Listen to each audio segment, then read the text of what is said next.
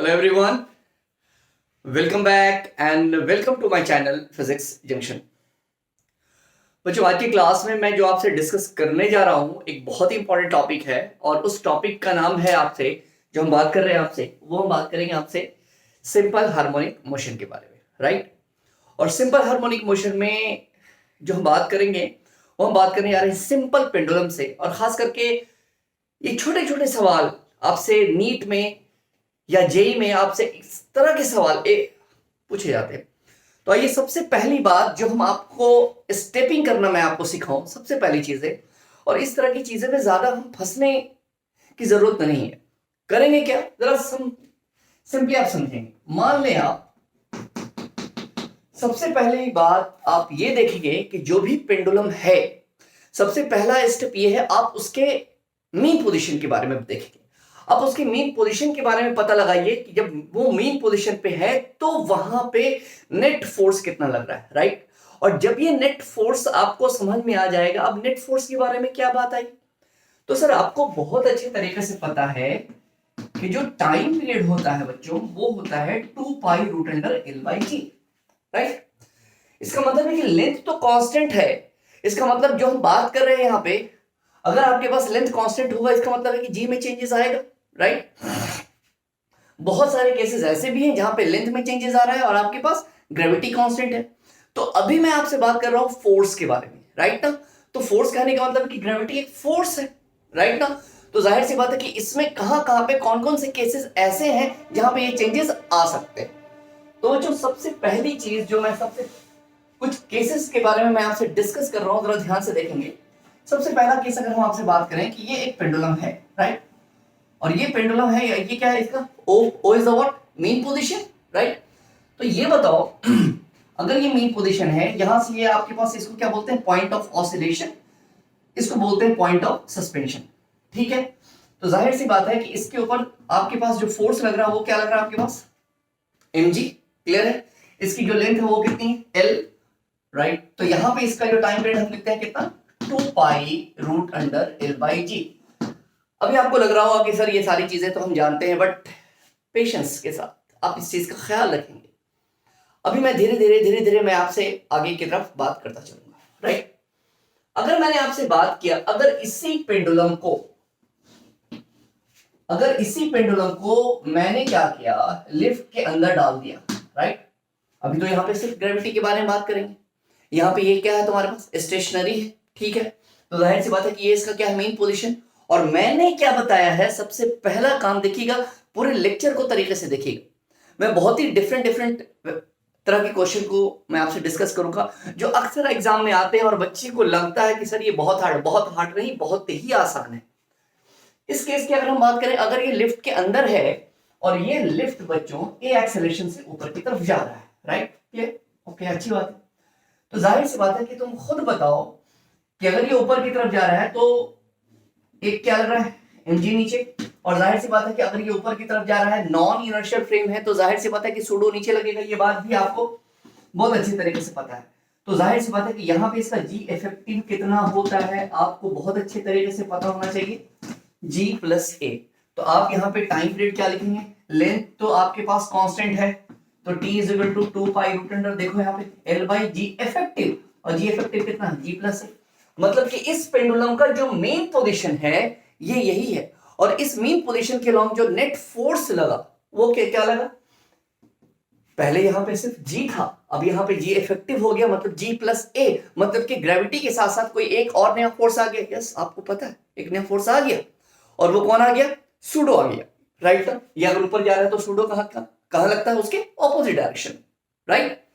अगर मैंने उसी तरीके से अगर बात कर लेते हैं कि अगर ये ऊपर ना जा करके अगर ये कहां जा रहा था, नीचे, अगर ए एक्सेलरेशन से आता, तो बच्चों आपको पता है g+a ना होकर के कितना होता है, g-a। तो हम प्लस माइनस दोनों लिख रहे हैं, ऊपर गया तो प्लस से, नीचे आया तो माइनस से। तो मेरे ये कहने का मतलब है, बार बार समझाने का ये मतलब है कि मेन पोजीशन के अलोंग जो नेट फोर्स लग रहा है आप उसके ऊपर ख्याल रखिएगा। प्लस यहाँ पे ये ख्याल कर रहा है आपको, हम फोर्स के बारे में बात कर रहे हैं, तो फोर्स के बारे में बात कर रहे हैं मतलब ग्रेविटी के बारे में बात कर रहे हैं।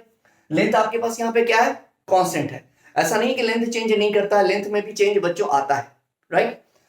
अगर मैंने तुमसे एक बात और कह दिया, जरा मेरी बात को ठंडे दिमाग से सोचिएगा, ध्यान दीजिएगा। अगर मैंने दो पैरेलल प्लेट कैपेसिटर ले लिया और यहां पे आपके पास है पॉजिटिव, ये आपके पास क्या है निगेटिव, और यहां पे आपके पास क्या है एक पेंडुलम है, राइट, पेंडुलम है, और ये चार्ज क्या है इस पे पॉजिटिव। क्लियर? अब आपको बहुत अच्छे तरीके से पता है बच्चों, ये बताओ कि अगर ये पेंडुलम को अगर हम एयर में रखते तो सिर्फ और सिर्फ इक्विलिब्रियम में होता, तो सिर्फ और सिर्फ इस पे क्या लगता है सर, सिर्फ इसके ऊपर आपके पास क्या होता है, सिर्फ आपके पास यहाँ पे सिर्फ ग्रेविटी के बारे में बात करते हैं, राइट ना। बट हम यहाँ पे बात कर रहे हैं कि हम इस पेंडुलम को हमने इंसर्ट कर दिया टू पैरेलल प्लेट कैपेसिटर के बीच में, तो सर क्या करेंगे हम, एक तो आपके पास mg लगा ही लगा, और जाहिर सी बात है कि इलेक्ट्रिक फील्ड लाइंस आपको बहुत अच्छे से पता है कि क्या आ जाएगी, यहां से यहां जाएगी, तो इसकी वजह से आपके पास फोर्स भी एक कौन सा लग रहा है, जरा जल्दी बताओ, QE। तो जाहिर सी बात है कि नेट फोर्स, राइट ना, इस पे नेट फोर्स कितना लगा mg, और साथ साथ आपके पास क्या लगा QE, कहां पे sir, along mean position, mean position पे देखना है कि नेट फोर्स कितना है। तो F नेट मैं ऐसे करके दिखाता हूं, कुछ नई चीज मैं नहीं पढ़ा रहा हूं, आप बहुत अच्छे से जानते हो। तो F नेट बराबर कितना, m into g effective is equal to बच्चों mg प्लस QE, राइट। तो जी इफेक्टिव आपको बताने की मुझे जरूरत नहीं है, सॉरी ऊपर लिख देता हूं, जी इफेक्टिव आपके लिए कितना हो जाएगा बच्चों, जी प्लस बच्चों कितना QE अपॉन m, राइट ना। अब बार बार हर एक केस में मैं एक ही चीज का ख्याल तो करवा रहा हूं, लेंथ तो आपके पास कांस्टेंट है, मेन पोजीशन के लॉन्ग जो नेट फोर्स लग रहा है उसके बारे में ख्याल कीजिएगा। तो आपके पास कितना हो गया 2 pi root under L by g effective, और कितना बच्चों G plus QE by m, right ना। क्लियर? अगर इसी चीज को मैं चेंज कर दूं, मैं कर नहीं रहा हूं, जरा सिर्फ बता रहा हूं यहां पे कि अगर ये प्लस यहां आ जाए, राइट, और ये माइनस ऊपर की तरफ आ जाए, तब क्या होगा सर, जाहिर सी बात है कि आपके पास जो फील्ड का डायरेक्शन आपके पास चेंज करेगा, तो जाहिर सी बात है कि फोर्स नीचे ना लग करके ऊपर लगेगा, हाँ या ना। तो सिंपली प्लस की जगह पे बच्चों यहाँ पे क्या होगा, ऑब्वियसली प्लस की जगह पे आपके पास माइनस होगा, तो यहाँ पे प्लस की जगह पे आप कितना लिखेंगे, माइनस लिख सकते हैं, राइट ना। किसके अलोंग की बात कर रहे हैं सर, आप जो बात कर रहे हैं यहाँ पे वो आप बात कर रहे हैं मेन पोजीशन के अलोंग, राइट एवरीवन। मैं बार बार एक ही चीज का कह रहा हूं, बार बार एक ही चीज आपसे कह रहा हूं कि आप ये देखिए कि नेट फोर्स मेन पोजीशन के अलोंग क्या लगेगा। जाहिर सी बात है कि जो नेट फोर्स मेन पोजीशन के अलोंग लगेगा वो आपका जी इफेक्टिव होगा। यहां पे हम बार बार क्या करें, लेंथ को कांस्टेंट, राइट। अगर मैंने जरा ध्यान से देखना बच्चों, एकदम ध्यान से देखना,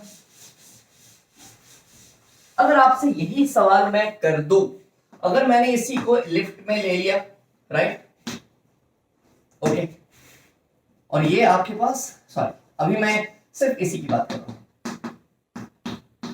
राइट, और यहां से पेंडुलम आपके पास सस्पेंड है, तो अगर आपके पास यहां से पेंडुलम अगर आपके पास सस्पेंड होगा यहां पे, तो आप क्या लिखते हैं, यहां पे ये पॉजिटिव था, फील्ड लाइंस आपके पास कहां था, नीचे, mg थी आपके पास नीचे, और लिफ्ट कहां जा रही थी, ऊपर, तब टाइम पीरियड क्या होगा, सिंपली ना, इससे पहले हमने बात किया था कि ये स्टेशनरी था, तब हमने बात किया था बच्चों वहां पे L upon G plus QE by m।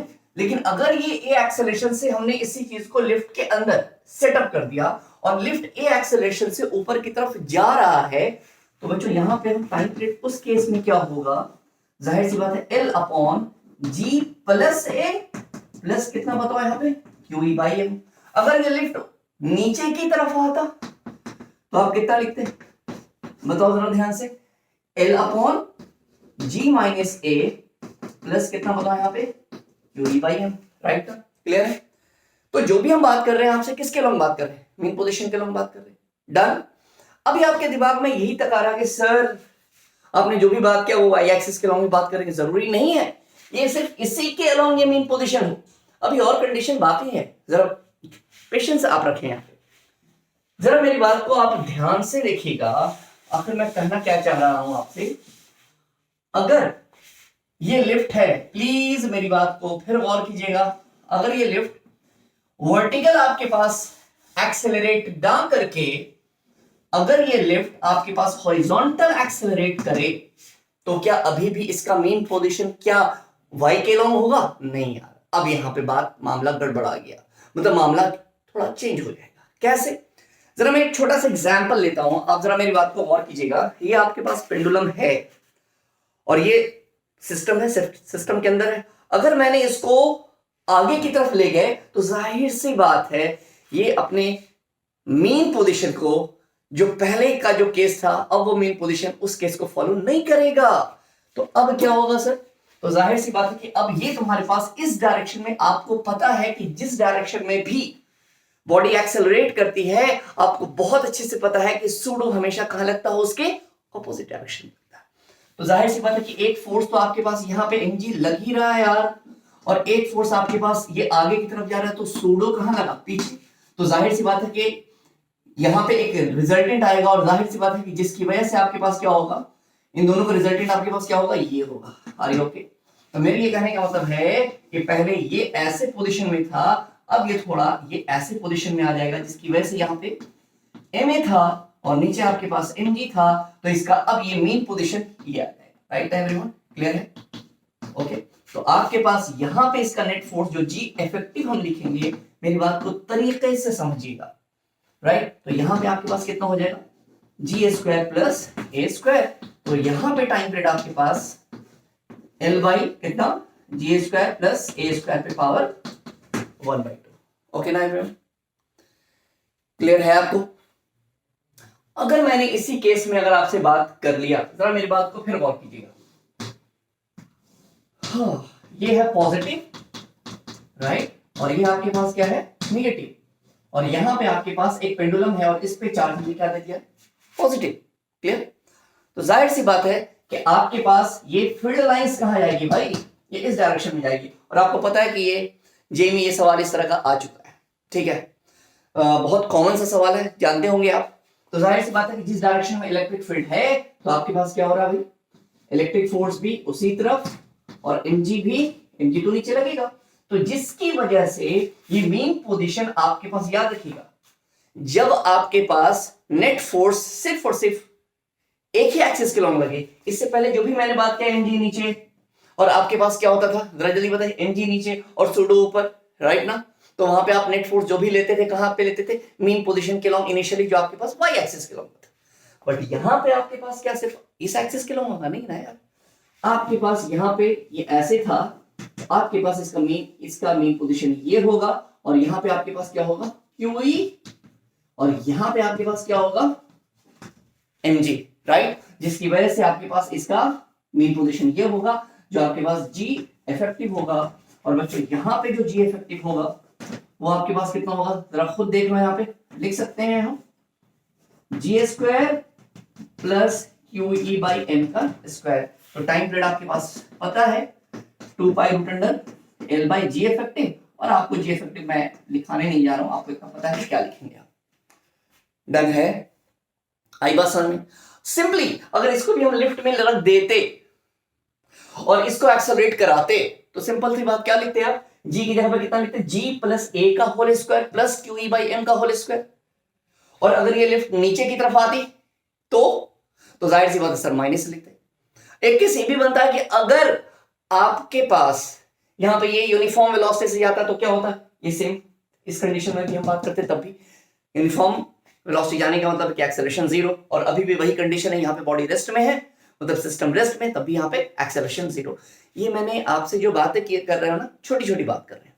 एक सवाल के बारे में मैं आपसे और बात करूं, जरा ध्यान से देखिएगा। एक सवाल और देखेंगे बच्चे, इस पर जरा गौर कीजिएगा। इसमें अक्सर हम भूल जाते हैं, परेशान हो जाते हैं। या मान लो कि एक वेसल है, और इस वेसल के अंदर मैंने क्या कर दिया? ये पानी है हमारा, राइट। जब ये एयर में था, जरा सुनेंगे आप, जब ये एयर में था तब इसके ऊपर आपके पास सिर्फ mg था, तो यहां पे जो टाइम पीरियड था 2 pi root under L by g, right sir? अच्छी बात है। लेकिन अगर इसी पेंडुलम को उठा करके मैंने क्या किया? इस वाटर के अंदर डाल दिया, राइट, और कहते हैं आपके पास let sigma be the density of water, और ये जो हमारे पास है rho is the what? Density of ball, ठीक है ना? तो अब इस केस में पूछेगा कि आपके पास टाइम पीरियड अब क्या होगा? क्या वही होगा? जाहिर सी बात है यार, ये कॉमन सी चीज है। नहीं सर, ये वो नहीं होगा। क्यों नहीं होगा सर? क्योंकि सर mg तो लगेगा ही लगेगा सर, वेरी गुड। और ऊपर एक फोर्स और लगने वाला है, जो आपको पता हो चुका है और जानते हैं, FB is not a Facebook point force, right. तो नेट फोर्स के बारे में बात करेंगे, जो भी नेट फोर्स लग रहा है वो क्या लग रहा है, वाई एक्सिस के लग रहा है ना, राइट। यहां पे क्या लिखेंगे, नेट फोर्स क्या लिखोगे जरा बताओ। तो ये तुम्हारे पास क्या हो रहा है बताओ, मेन पोजीशन ये है कि नहीं है। अब हमें क्या देखना है कि मेन पोजीशन के अलोंग नेट फोर्स क्या लग रहा है। तो सर नेट फोर्स तो लग रहा है मेरे पास, आप जरा मेरी बात को गौर करेंगे, आप क्या लिखेंगे, आप mg माइनस fb, राइट ना।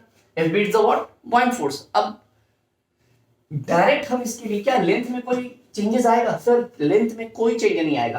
तो हम यहाँ क्या टाइम पीरियड लिख सकते हैं, 2 pi root under L by g 1 minus rho by sigma. यहीं पे बच्चे हो जाते हैं कंफ्यूज, सर ये आया कहां से, राइट ना। ये मैं अभी बड़े तरीके से मैं बता देता हूं ये कैसे आया, ठीक है ना। जरा खुद सोचो, मैं इसे मिटा रहा हूं बच्चों, आएगा रिजल्ट ये, ठीक है ना। ये कैसे आया, पहले तो मैं ये समझाना चाह रहा हूं, बार बार इस तरह के सवाल में कहीं से आप परेशान मत होना। अगर किसी पेंडुलम के बॉब के ऊपर एक ही डायरेक्शन में फोर्स लग रहा है, अपोजिट लगे कोई फर्क नहीं पड़ता, हम वहां पे नेट फोर्स निकाल लेंगे। सेम डायरेक्शन में होगा प्लस होगा, अपोजिट डायरेक्शन में होगा माइनस होगा, सिंपल, लगा के देख लेना, बिल्कुल आपसे बनेगा। तो हम यहां पे बात कर रहे हैं, तो ये बताओ कि ये एक ही एक्सिस के लॉन्ग है, ये नीचे है और ये ऊपर है, तो नेट फोर्स हमारे पास कितना आ रहा है इस पे, mg माइनस fb। अब जरा ध्यान से देखना, ये बताओ यार डेंसिटी बराबर क्या होता है सर, मास बाय वॉल्यूम। तो रो बराबर सर हम कितना लिख सकते हैं, rho into sorry m is equal to हम कितना लिख सकते हैं, रो इंटू v। डन। तो उसी तरीके से अगर हम mg के बारे में बात करें तो लिख सकते हैं रो vg, सॉरी। और आपको पता है कि FB बराबर हम वहां पे रो की जगह पे कितना लिखते हैं, सिग्मा, क्योंकि आपको पता है ना कि जितना वाटर डिस्प्लेस करता है वो उसके वेट के इक्वल होता है, कौन, पॉइंट फोर्स। हम कितना लिख सकते हैं, सिग्मा V इंटू जी। डन है, क्लियर है, बिल्कुल।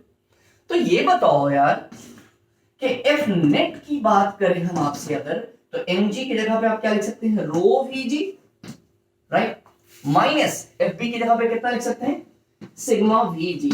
डन है, ठीक है। लेंथ में कोई चेंज नहीं आ रहा है, जो भी चेंज आएगा किसमें, ग्रेविटी में। पहले तो ग्रेविटी जी था, बट इस ग्रेविटी को रिड्यूस करने का मतलब है कि आपके पास अपोज करने वाला एक नया फोर्स आ गया, कौन, पॉइंट, जिसकी वजह से ग्रेविटी क्या करेगी, मैं कुछ तो स्लाइटली कुछ तो चेंज आएगा। तो जो नई ग्रेविटी चेंज होने के बाद आती है, उसी को हम हर एक केस में जो हम बात कर रहे हैं जी इफेक्टिव बात कर रहे हैं, राइट ना। तो ये बताओ एफ नेट बराबर हम कितना लिखेंगे, m इंटू जी इफेक्टिव। सुनते चलना। तो हम यहां से क्या करेंगे बच्चों, हम यहां से काम करते हैं, v और g को कॉमन निकालें तो रो माइनस सिग्मा, और ये बताओ m की वैल्यू सर हम यहां पे कितना निकाल के बैठे थे, जरा बताइए, rho into v into g effective is equal to v g कितना, rho minus sigma, right, clear. और बच्चों मैं ऊपर लिख रहा हूं, तो इसको आप g effective is equal to कितना लिख सकते हैं आप, V g upon rho V कितना, रो माइनस सिग्मा। और एक काम करें बच्चों, ये और ये कैंसिल आउट, तो g effective is equal to आप लिख सकते हैं जी, और कितना, रो डिवाइड करा दे तो रो से रो खत्म हो गया, तो कितना 1 माइनस सिग्मा अपॉन रो, चीज वही आएगी ना, जी इफेक्टिव। क्लियर है एवरीवन, हाँ या ना, राइट है। तो सिंपल सी बात, तुमने यहां पे भी क्या देखा कि आपके पास इस केस में भी आपके पास किस में चेंज आ रहा है सर, फोर्स में चेंज आ रहा है, ग्रेविटी में चेंज आ रहा है, राइट। तो जो भी मैंने इन छोटी छोटी बातों के बारे में बात की, आपसे ख्याल कराया आपको, इस बात का आप तरीके से ध्यान दीजिएगा कि मेन पोजीशन पे नेट फोर्स कहां लग रहा है। और मेन पोजीशन हमेशा ये नहीं है कि मेन पोजीशन आपके पास इसी के लॉन्ग, अगर मेन पोजीशन की बात करें, अगर दो फोर्स लग रहा है और दोनों फोर्स एक दूसरे के म्यूचुअली परपेंडिकुलर होगा, ऐसे और ऐसे, तो जाहिर सी बात है उसका रिजल्टेंट हमेशा ये होगा और वो उसका मीन होगा। और अगर फोर्स एक ही एक्सिस के लॉन्ग लग रहा है लेकिन दोनों अपोजिट डायरेक्शन में हो रहा है, तो जाहिर सी बात है अपोजिट होगा तो आपको डिफरेंस, और सेम डायरेक्शन में होगा तो एडिशन, ठीक है। तो ये छोटी छोटी बातें थी जिसके बारे में मैंने आपसे जिक्र किया। उम्मीद है कि आपको जो मैंने आपको बताया है, जो मैंने आपको लेक्चर दिया है, आपको तरीके से समझ में आया होगा। Thank you everyone.